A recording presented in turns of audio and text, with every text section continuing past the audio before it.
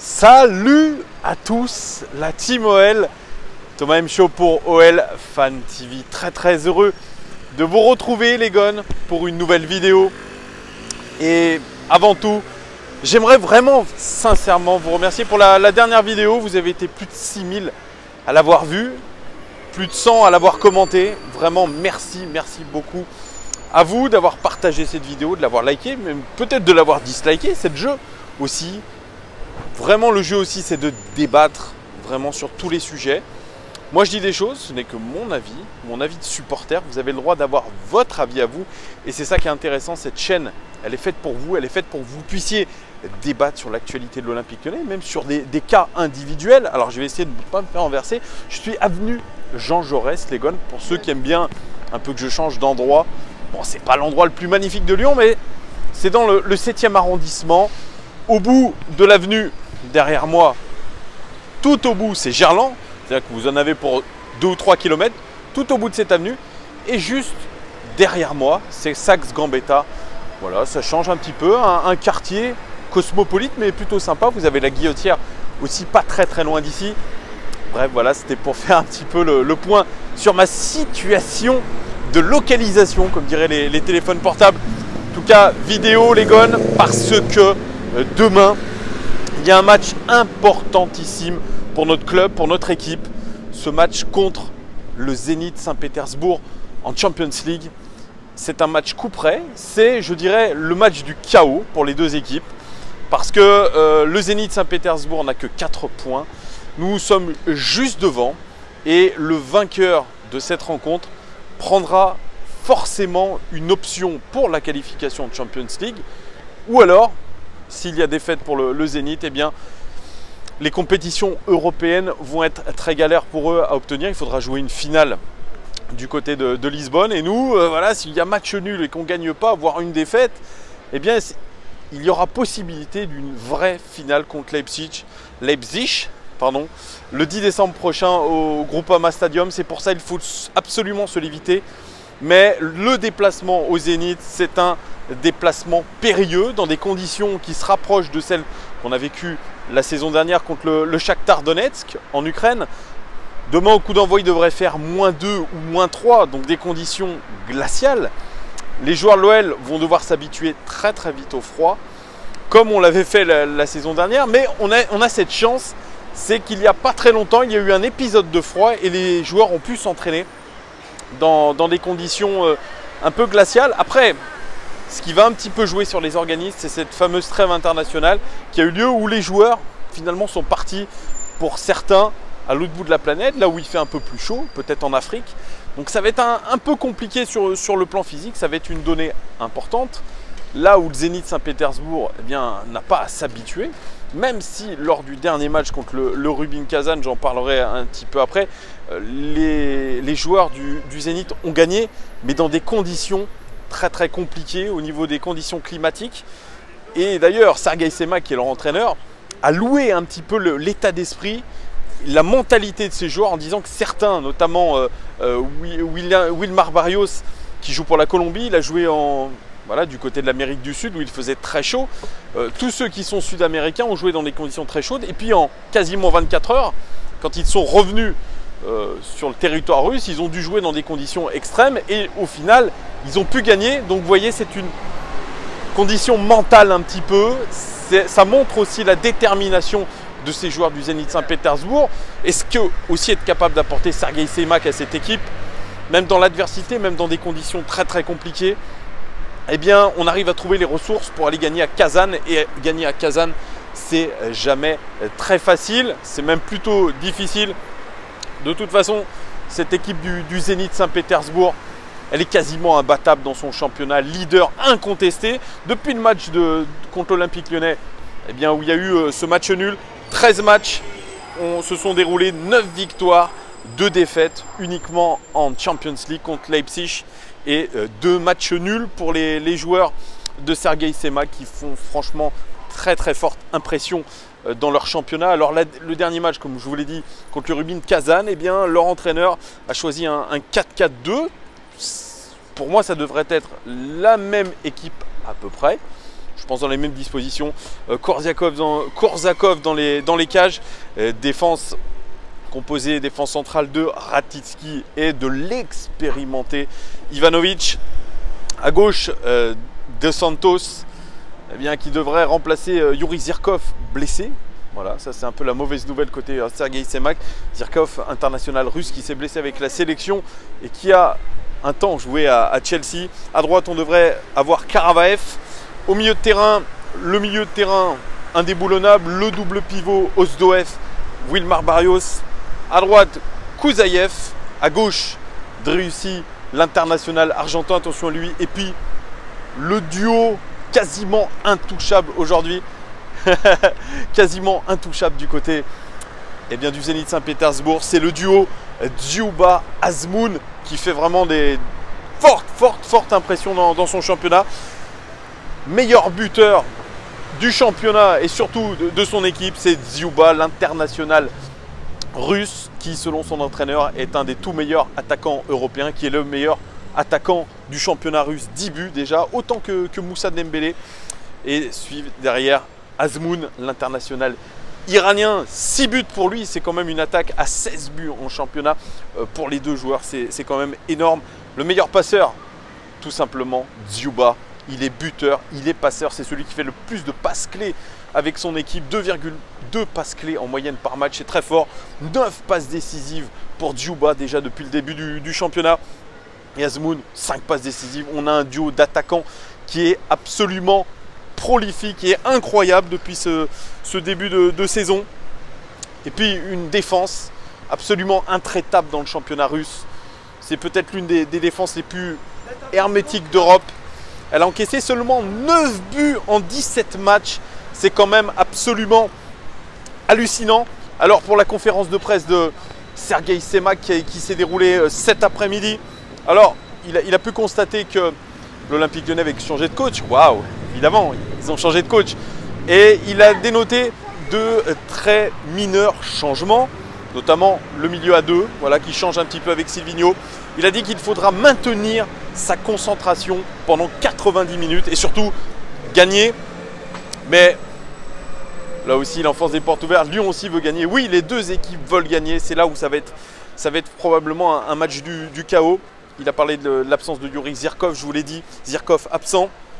Et ce match sera probablement pour le Zénith Saint-Pétersbourg la révélation de son vrai niveau, c'est ce qu'il a dit. Et j'ai aussi un petit peu les propos de Ivanovic après le match contre Rubin Kazan. Il dit quelque chose de très intéressant, il nous reste 4 matchs jusqu'à la trêve hivernale. Oui, il ne reste que 4 matchs, nous on en a 9 à disputer en 27 jours, ce qui est énorme.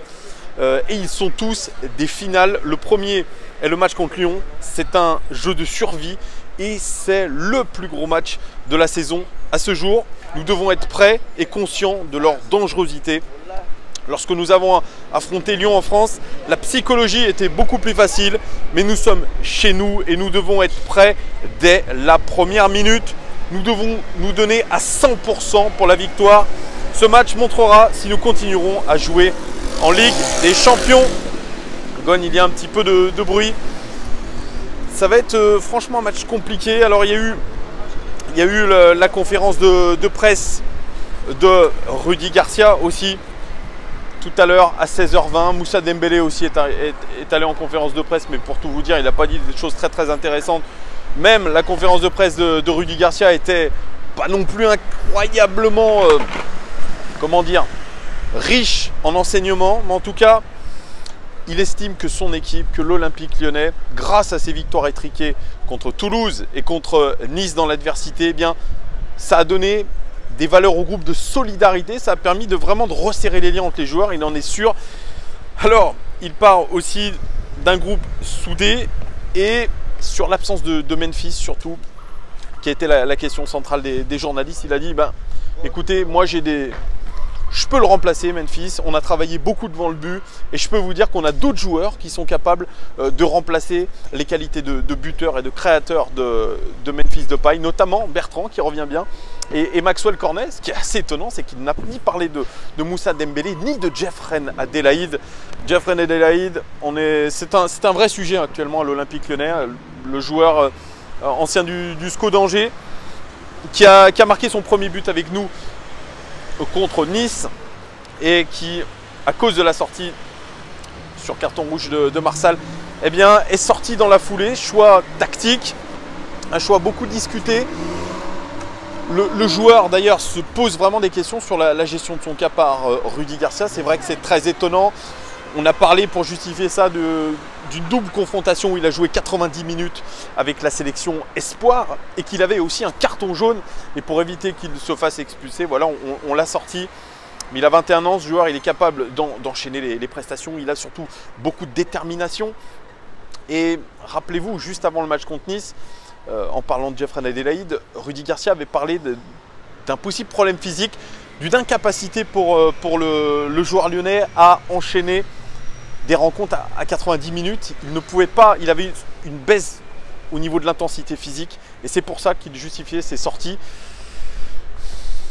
Ce que je peux vous dire, ce que j'ai entendu hier, c'est que la préparation d'Angers, qu'il a faite entièrement, eh bien, était bien meilleure avec ce club-là que Lyon. Alors, j'ai refait, ce n'était pas très français. La préparation physique d'Angers était apparemment bien meilleure que celle de l'Olympique lyonnais et qu'aujourd'hui, on a un Angers qui est deuxième du classement et qui est surtout au niveau physique assez impressionnant puisqu'ils battent tous les records au niveau des kilomètres parcourus, même devant Lyon.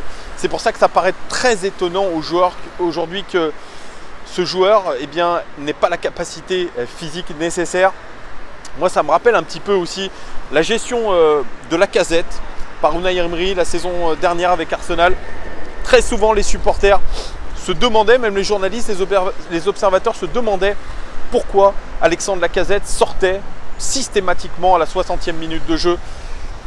Voilà, ça on ne le saura pas vraiment. C'est vrai qu'on peut penser à un problème physique. Moi je pense qu'il y a un autre problème avec Jeffrey Adélaïde. Ça fait un moment que je vous le dis, c'est un joueur qui est peut-être un petit peu caractériel. Il l'avait montré du côté d'Angers. Je pense que les raisons ne sont pas celles évoquées. Je pense vraiment que Rudy Garcia essaie de piquer son joueur.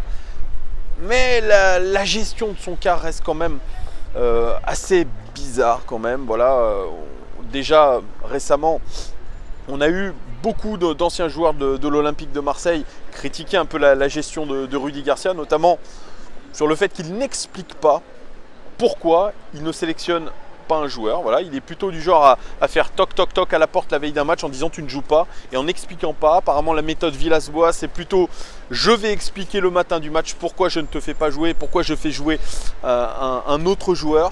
Ce n'est pas le cas avec Rudy Garcia, il y a très peu d'explications.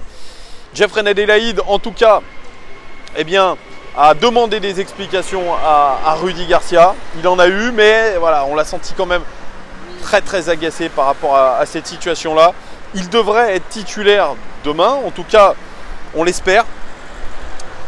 En tout cas, Rudy Garcia n'a pas, à ce qu'il a dit, l'équipe de demain en tête pour l'instant.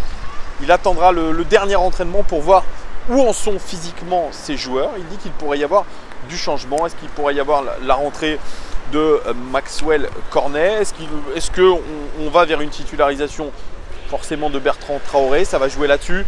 Il a aussi un petit peu parlé de Martin Terrier qui revient bien et il a salué d'ailleurs la performance qu'il avait eue contre Nice. Donc on devrait avoir un Martin Terrier titulaire. Moi je ne crois pas à beaucoup de changements vraiment dans cette équipe lyonnaise. Voilà, Jeffrey Adélaïde devrait être titulaire et il faudra être attentif à son temps de jeu et à sa capacité aussi à être décisif parce que c'est une équipe de l'Olympique lyonnais. Eh bien, j'ai envie de dire comme le début de saison, eh bien, dans un état d'esprit un peu de doute, même si la victoire étriquée contre Nice aujourd'hui, eh bien, je suis un petit peu d'accord avec Rudy Garcia, eh bien, elle permet aujourd'hui d'avoir quand même un peu plus d'assurance parce que dans l'adversité, quand les conditions sont difficiles, on est capable encore aujourd'hui de gagner ces matchs, ce qui n'était pas le cas forcément en début de saison et c'est là où on peut être rassuré un tout petit peu. Mais sincèrement, le match de demain, je le vois extrêmement compliqué. Ça ne sera absolument pas la même équipe qu'on a affrontée en septembre à Lyon. Vraiment, il faut s'attendre à une équipe du Zénith Saint-Pétersbourg qui a repris de la confiance et qui se dit que c'est vraiment sa dernière chance aujourd'hui de rester en course en Ligue des Champions. C'est de gagner chez eux. Et pour être sincère avec vous, vraiment, dans leur tête, je pense qu'ils sont dans une très très bonne dynamique, ils sont sûrs de leur force et surtout sûrs de leur attaque et de leur défense. Sergei Semak disait aussi dans la conférence de presse que c'était toute une histoire de balance entre l'attaque et la défense, qu'il avait une équipe qui était équilibrée et que ça allait forcément leur servir. Nous, on ne peut pas en dire autant, qu'on ait une équipe équilibrée. Moi, ce qui ne me rassure pas, à contrario, c'est d'avoir vu notre équipe, même à 10 contre 11, acculée complètement sur notre but, vraiment en jouant en bloc bas et en balançant des ballons. Et je n'ai pas vu beaucoup de jeux, même dans les 30 premières minutes. Il y a eu quelques phases intéressantes, c'est vrai, avec du jeu à une touche de balle, un petit peu de rapidité, mais c'est encore trop irrégulier. C'est pour ça que ce déplacement demain au Zénith Saint-Pétersbourg me fait très peur. On était dans une situation idéale après notre match contre Leipzig. Ensuite, on s'est un peu cassé la gueule à l'extérieur contre Benfica. On s'est bien rattrapé en gagnant à domicile contre Benfica. Il faudra demain absolument gagner. Si on gagne, vraiment, on prend une très très grosse option sur la qualification et ça nous permettra de jouer un petit peu plus relâché le 10 décembre contre Leipzig parce qu'on jouera probablement la première place du groupe. C'est pour ça que demain, dans des conditions incroyables, c'est là où on va voir vraiment la force de caractère de notre groupe. Vous savez, si on joue le championnat à fond, si on essaye de se mettre sur le podium régulièrement, c'est pour avoir cette place en Ligue des Champions qui est vitale pour le club. Cette qualification en 8e de finale, il faut absolument l'avoir, c'est vital. Voilà, et on pourra aussi se dire que si on gagne demain, sans Memphis, sans Aouar, on est capable aussi de trouver les ressources, que les joueurs sont capables aussi de se surpasser et de montrer que, eh bien, il n'y a pas d'élément indispensable dans le groupe, il n'y a pas un joueur indispensable et que finalement, le plus indispensable, c'est la solidarité et c'est l'esprit de groupe. Et moi, je pense que c'est vraiment demain un match capital. J'ai l'impression de vous le dire ça à chaque fois. Must-win game, tous les matchs sont importantissimes. On n'a vraiment que très peu de marge de manœuvre cette saison. Tous les matchs sont des sortes de finales. On est toujours dans le doute. On ne peut pas se dire à 100% eh bien, qu'on a la confiance, qu'on est dedans, qu'on va faire une grosse performance parce qu'on a accumulé des séries. Non, on n'a pas pu faire plus que 2 matchs de suite avec une victoire. Donc, on n'est absolument pas dans le même état d'esprit que le Zénith Saint-Pétersbourg. Alors, vous me direz, c'est un tout autre championnat. Mais est-ce que la première Ligue russe, aujourd'hui, est moins forte que la Ligue 1? Moi, je pose la question. La première Ligue russe, c'est aussi des conditions extrêmement compliquées. La victoire contre le Rubin Kazan par le Zénith, elle a été dure à aller chercher par les conditions climatiques. Là aussi, c'est peut-être un mini signe d'espoir pour nous, c'est que le Zénith Saint-Pétersbourg a lâché pratiquement autant d'énergie que nous à maintenir le score contre Nice. Donc voilà les gones, il va falloir vraiment s'appliquer, faire preuve vraiment d'intensité dès les premières minutes de jeu, essayer d'instaurer ce pressing haut comme on était capable de le faire. Je trouve que très peu quand même, pendant le match contre Nice, on a été capable de faire un gros pressing. Surtout, moi j'ai trouvé les 3 attaquants de devant très intéressants dans le pressing, mais le reste de l'équipe, toujours à contre-temps. Il va falloir faire un pressing collectif très haut, les étouffer, ne pas les laisser jouer et surtout avoir une vigilance de tous les instants face au duo Azmoun Diouba. Ils nous ont fait mal au match aller. Rappelez-vous de cette combinaison absolument incroyable dans la surface de réparation entre les 2 attaquants. Ils se connaissent par cœur. Ils sont capables de jouer à une touche de balle. Diouba, il a beau faire quasiment 1m95, il a une technique au sol impressionnante. Attention, attention. Alors, est-ce que l'OL a intérêt à jouer avec une défense à 5, à verrouiller l'axe? Ça, c'est une piste de réflexion, je pense, qu'a Rudy Garcia. Peut-être jouer à 3 défenseurs centraux. Ça, c'est une option clairement très intéressante. Et jouer le contre, voilà, ça va être une réflexion à avoir. Mettre un Marcelo, Andersen, Denayer en défense centrale, ça peut être clairement intéressant avec un Dubois et un Koné, je dirais, en piston. Hein, parce que Marsal, pour moi, s'il le remet sur le terrain, je n'y comprends rien, en tout cas par rapport à ce qu'il a fait contre Nice. Il faudra voir. Voilà, ce sera vraiment la réflexion, un 3-5-2. Voilà, dites-moi vous ce que vous pensez les gones du match de demain. Dites-moi quelle équipe vous verriez alignée. Et il reste pour moi 19 minutes que je vous parle. Je suis un peu un moulin à parole, désolé. 19 minutes que je vous parle. C'est le temps du pronostic. Pour moi, eh bien, l'Olympique Lyonnais ne gagnera pas au Zénith Saint-Pétersbourg. Il y aura match nul de partout. But de Moussa Dembélé, l'indéboulonnable Moussa Dembélé, meilleur buteur du championnat, meilleur buteur de l'Olympique Lyonnais. Donc il marquera. Et deuxième but. Allez, je croise les doigts, Jeffrey Adélaïde. On espère qu'il va marquer ce but, ce deuxième but chez nous qui prouvera à son coach que, bordel de merde, il est capable de rester beaucoup plus que 30 minutes sur un terrain ou 45 minutes maximum. Voilà, dites-moi vous les gars votre pronostic pour demain en espérant que je me trompe et que l'OL gagne. Mais forcément, j'ai l'impression de me retrouver un an en arrière avec à peu près dans les mêmes périodes, hein, le match à Donetsk, dans ces conditions très compliquées avec ce but qui nous a fait du bien, le but de notre ancien capitaine Nabil Fekir. Voilà, dites-moi tout les gars en commentaire. Merci en tout cas de toute la force que vous me donnez. Merci de vos pouces, vos abonnements. Partagez cette vidéo aussi, partagez-la.